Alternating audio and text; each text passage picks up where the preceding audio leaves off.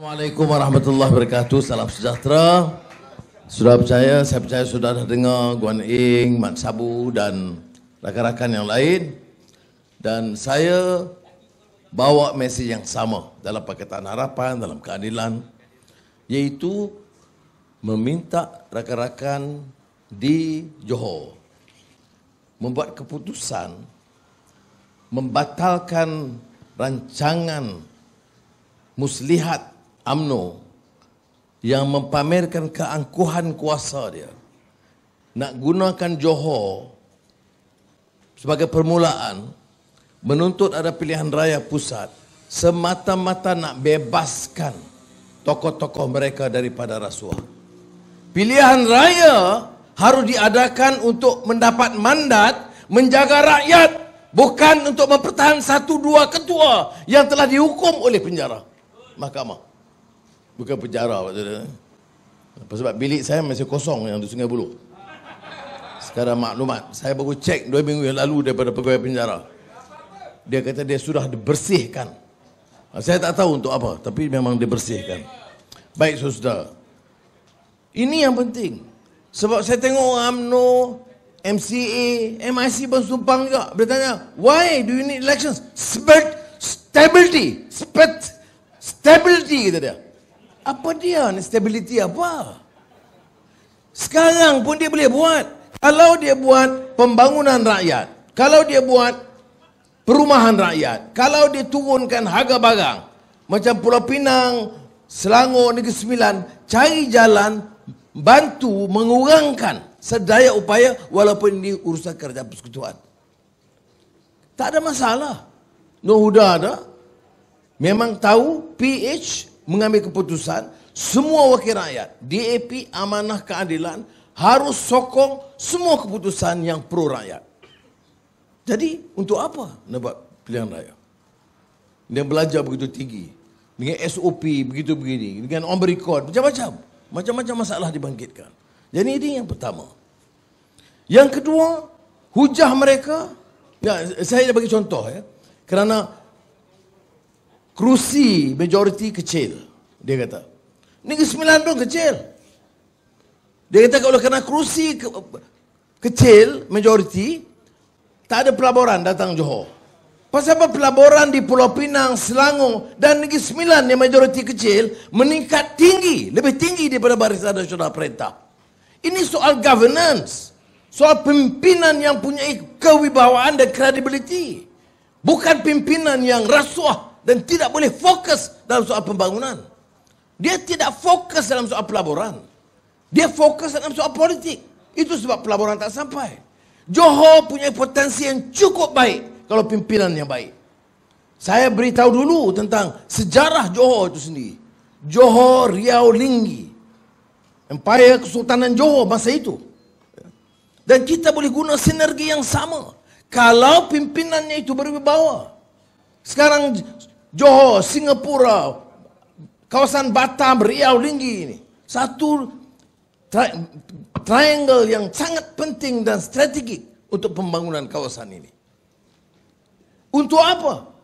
Pembangunan mengurangkan kadar pengangguran. Seperti Mak Sabu sebut tadi. Keluar sekolah pun tak bekerja. Dapat diploma pun tak dapat kerja. Keluar universiti pun tak dapat kerja. Apakah ini jadi isu yang dibangkitkan? Tak. Yang dibangkitkan stability untuk kuasa kerajaan. Jadi itu isu yang saya ingat harus ditekankan. Mengapa kita pilih sokong Zul di sini, Zulkifli Ahmad, dan calon ada Amanah Pakatan Harapan dan beberapa kawasan yang ditandingi oleh keadilan atas nama Pakatan Harapan Bersama. Untuk apa? Untuk memberi satu alternatif. Konsep pembangunan yang pro rakyat. Bukan meneruskan cara yang sama yang dilakukan oleh Kerajaan Barisan Nasional. Nak bagi mandat kepada dia. Apa istimewa dia? Apa keupayaan dia? Selain daripada nak tunjuk kuasa dan nak tekan supaya diadakan pilihan raya umum cepat. Dengan tujuan menyelamatkan tokoh-tokoh dia yang sekarang ini syarat dengan soal rasuah. Saya percayalah cakap saya. Kalau menang UMNO Barisan Nasional, rencana mereka adalah untuk menuntut pilihan raya umum segera. Dan tujuannya itu cara menyelamatkan tokoh-tokoh dia dalam kes rasuah. Tidak ada cara lain boleh menyelamatkan mereka, melainkan dia minta daripada mandat rakyat. Saudara, kerja rakyat adalah memastikan kerajaan yang menegakkan rule of law, bukan hukum rimba. Those with power will determine the results. No, it's the law. Dan the law itu applies both to the rich and the poor. Pimpinan negara dan rakyat, dia bukan ada dua jenis hukum. Bukan two sets of laws. Satu untuk orang kaya, satu untuk orang miskin. Anak orang kaya, lepas. VIP, langgar SOP, lepas. Apa? Kita ni hamba ke? Ha? Negara ini siapa? Bapak dia punya ke? Ya. Marahlah kita. Kita pun kena berapa ribu dah. Haram sungguh. Ya. Gambar dah tukar. Bila kita bising, sekarang dah tukar boleh. Kalau tak pakai emas. Apa ini main-main ke? Ini ingat karpasing. Main-main ke? Jadi itu saudara katakan. Kemudian perbicaraannya bohong. Tengok kita bincang soal Felda. Saya sebut dalam kempen-kempen saya kata Tuan Razak, marhum Tuan Razak, buat Felda, kutip orang-orang kampung yang paling miskin, termasuk dari Pulau Pinang. Termasuk daripada kampung saya pun ada 2 keluarga. Yang paling miskin dibawa ke Pahang jadi peneroka. Orang miskin diberi tanah. Dan meneroka generasi pertama itu memang hutan belantara. Mai anak dia buat FGV, rugi. Apa jawab Datuk Seri Najib? Takkanlah saya nak khianat usaha besar bapa dia. Tambi. Harus tahu bahawa sebenarnya dengan FGV rugi 9 bilion ringgit wang peneroka. Ya. Bila dia letak Isa Samad sebagai pengurusi. Apa? Kita lupa gitu. Ya. Tak kira orang kata orang Felda masih kita bawa. Tak. Kerja kita pergi turun dan terang. Bukan pejuang namanya. Pejuang pula lah. Kalau kita tidak sanggup turun dan menerangkan, kita turun. Saya pergi beberapa Felda. Orang kata ini memang kubu UMNO. Saya apa-apa kubu. Pulau Pinang dulu sebagian besar selain daripada kawasan-kawasan di Penang yang majoriti bukan Melayu, semua kubu UMNO. Semua ya, kubu Barisan Nasional. Matampau kubu Barisan Nasional masa itu. Siapa lawan saya? Mak Sabu. Mahfuz Umar. Ya. Dulu. Sekarang jadi kubu Pakatan Harapan. Jadi jangan ni di Johor ni sendiri. Berapa kawasan yang dimenangi oleh PH Parlimen? Siapa jangka? Dulu kalau kempen pimpinan UMNO jangan turun ke Johor sebab ini memang kawasan dan kubu UMNO yang tidak boleh digugat. Sekali terbalik dengan Menteri Besar, dengan tokoh veteran, kalah. Jadi saudara, ini kerana kesedaran rakyat. Ini katakan tugas kita dalam kempen ini bagi pencerahan, pendedahan maklumat. Macam Felda. Dan saya sebut di parlimen sendiri. Saudara Mak Sabu ada. Selalu saya sebut di Kelana Jaya, dia marah saya dari Kota Raja. Allah. Ya, saya kata betul. Tun Razak buat dan kita akui sumbangan dia. Tak semestinya kalau bapa dia buat, anak tak jahanamkan. Banyak cerita dalam sejarah. Bapa itu pejuang, anak merosakkan. Tak ada orang pertikai Tun Razak.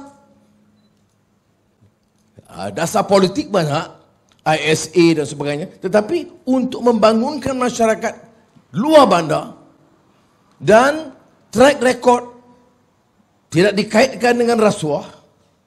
Kemudian Tun Hussein On. Saya sebut begitu juga. Bukan kita kutuk semua. Tun Hussein On saya ingat lagi. Saya Menteri Kewangan. Mak Sabu kata Guan Eng yang Menteri Kewangan. Kecil hati saya. Macam saya tak pernah tadi.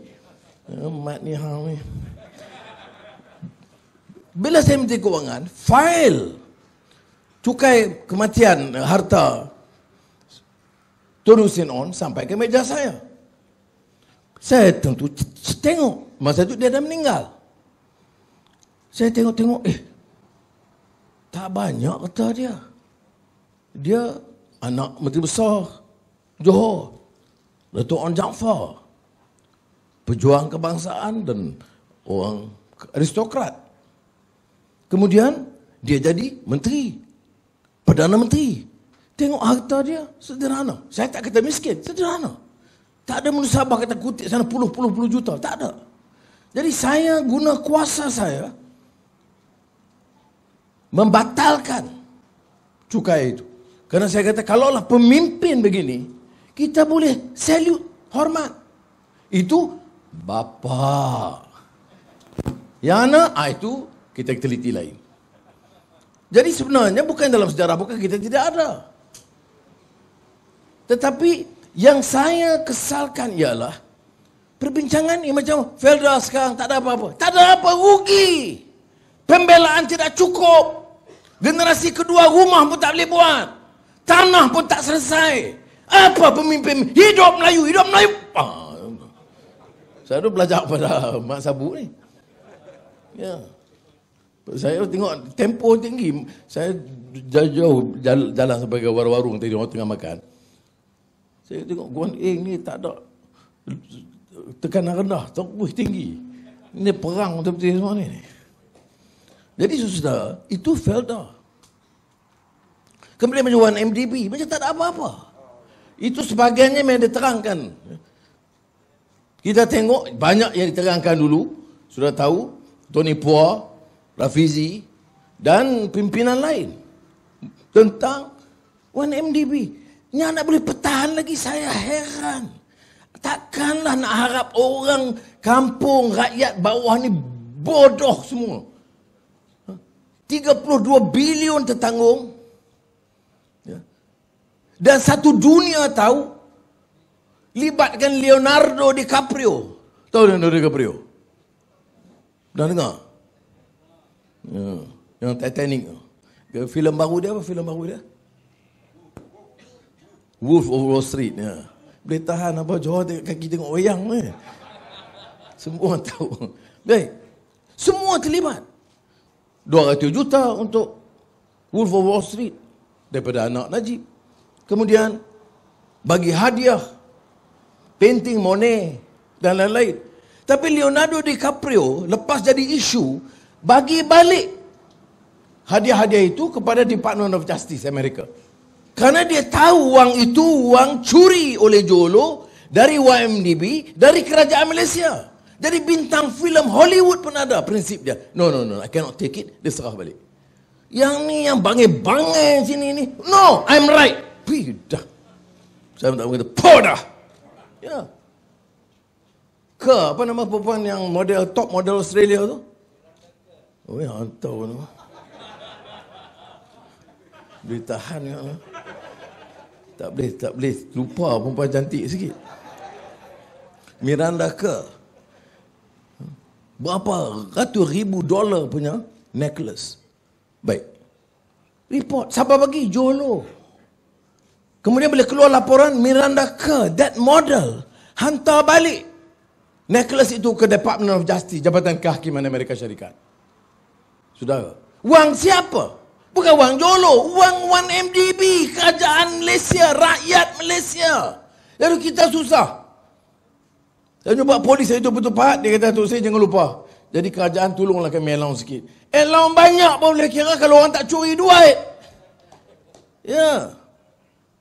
Ini bila sebut gaji minimum yang PH perjuangkan lulus sebenarnya tu.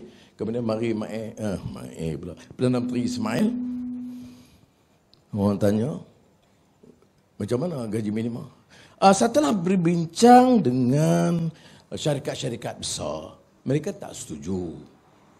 Ni hang ni Perdana Menteri toke ke? Tanya tokoh-tokoh besar. Untung 2 bilion, 3 bilion. Tengok syarikat besar. Top Glove, bilion. IOI, bilion. Syarikat yang bilion. Kita takkan nak minta kedai warung ni tu. Bukan tindakan warung kalau ambil. Nantilah dulu. Kita tak suruh kedai-kedai kecil ni. Yang syarikat besar ni boleh gunakan dulu. Bayarlah gaji minimum.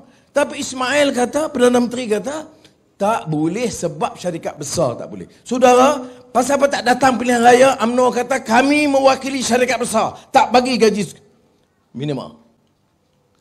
Saudara kena bagi tahu. Saya percaya dia dengar. Dia akan ulas ucapan kita. Jawapan Perdana Menteri, kita tak boleh bagi kerana syarikat besar tak setuju. Saudara, jelas UMNO ini mewakili syarikat besar. Melayu kaya, Cina kaya. Bukan rakyat semuanya. Oleh itu, salah kalau kita mengambil keputusan untuk mendukung mereka. Bangkit lagi isu. Saya sebut tadi Felda, yang sekarang riuh di kawasan Felda, dia terangkan. Soal gaji minimum. Soal stability. Itu saja isu ini baru bangkitkan.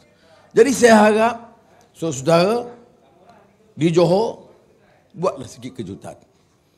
Saya tengok memang peringkat awal nampak cool. Tapi sekarang dah mula. Orang datang susah payah, datang dengar, setengah dekat nak ikut SOP, kemudian SOP satu lagi dekat warung. Jadi saya minta SPR kira di sini je, 100 orang. Kalau kira lebih tu macam Piramli kata lah. Jadi saya harap kita buat keputusan yang baik. Baik, itu masalah dia. Orang kata Pakatan Harapan, ya saya akui 22 bulan dan tidak semuanya sempurna. Ada beberapa kelemahan. Dan kita tak pernah nafikan. Ya. Tetapi dalam 22 bulan itulah yang menyebabkan tindakan mampu diambil untuk hentikan gejala rasuah besar. Kalau tidak, tak ada harapan orang itu boleh didakwa ke mahkamah. Itu bagi saya soal integriti, soal good governance sangat penting dalam kerajaan. Kalau dikatakan mereka baik, pertumbuhan baik, masalah baik, banyak yang masih teruk dan terus dijalankan.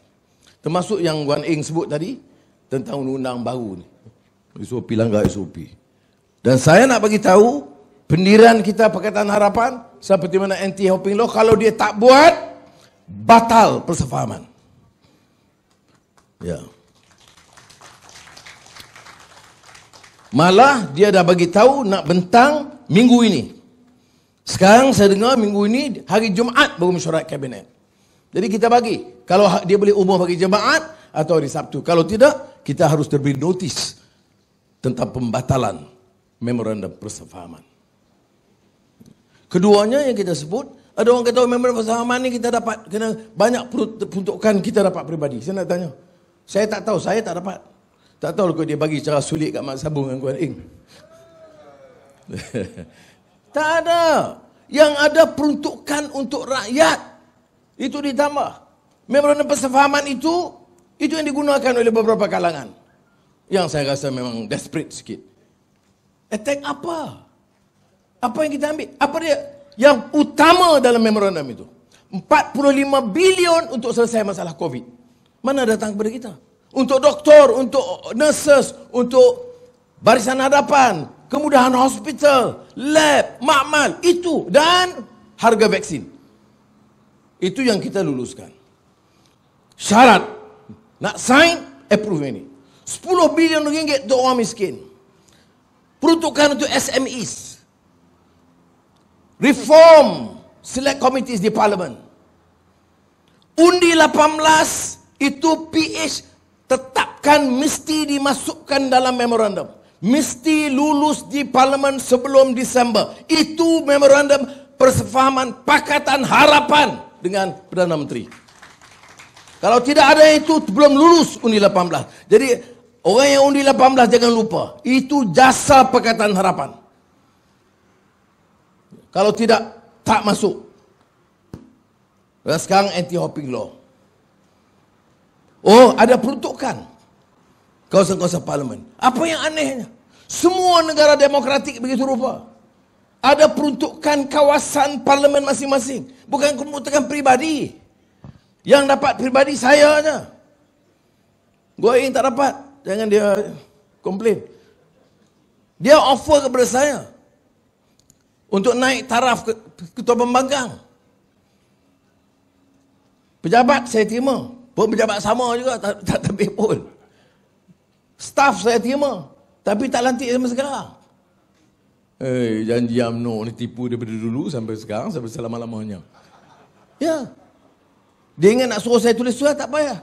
Staff yang dia bagi 4 bulan yang lalu sampai sekarang belum makin dulu lagi. Saya peduli ke? Apa aku peduli? Ya. Tak ada staff, kita cari volunteer. Ini perjuangan rakyat, saudara. Kemudian dia bagi allowance keraian 14,000 sebulan. Allowance bulanan 12,000 sebulan. Allowance baju sejuk, musim sejuk, baju musim sejuk 4,000. Campur 50,000 sebulan dia bagi. Kalau saudara terima tak? Betul. Kalau kata tak terima, bohong. Tapi saya bincang dengan Mak Sabu dengan Guan Eng. Saya kata, kalau saya terima, saya datang ke Johor kempen. Dia kata, Anwar kamu sama aja lah. Dapat 50,000 masuk poket. Jadi saya beritahu ke Ismail, allowance saya tolak. 50,000 sebulan. 50,000 ringgit sebulan, bukan setahun. Jadi bila fikir-fikir menyesal juga. Kemudian balik tanya Azizah. Azizah, bagi tahu kat Azizah. Abang surat tadi dengan PMI. Dia offer lah kita 50,000 ringgit sebulan. Jadi abang kata apa? Abang terpaksa tolak. Tengok bini aku jawab apa? Alhamdulillah. Yang tu yang sayang mai. Kita tolak. Sebab saya tak mau dikaitkan seperti mana pemimpin-pemimpin UMNO dan MCA, MIC ni. Dan sekarang PAS dalam sama juga. Ya. Ini yang ini isu pokok bagi kita, saudara. Good governance, integrity. Dan mesti lawan rasuah habisan. Tetapi bukan saja UMNO, tengok MCA, cara dia jaja orang rasuah, saya heran. MCA, MIC itu tak apalah, memanglah kerja dari berdulu. Saya tak heran, tapi MCA berlebih betul. Jaja, yes. Bawa kamu Cina-Cina, sokong. Ni amada ni. At least you work on some basic principles lah, come on. Nyata, kalau bukan allegation of corruption, ini sudah diputuskan. Kalau MIC, saya ingat dia mengikut tradisi lama. Saya selalu cerita dulu, masa saya pemangku Perdana Menteri dulu, mana saya chair, dan buat apa-apa peraturan undang-undang. Saya buat, paper number 6, this is a proposed law on this. Saya explain sikit. Itu Sri, YAB. Seorang tu yang katakan, no need to explain, we support you 100%. Saya kata, okay lah, thank you Datuk Seri. Saya sebut pula.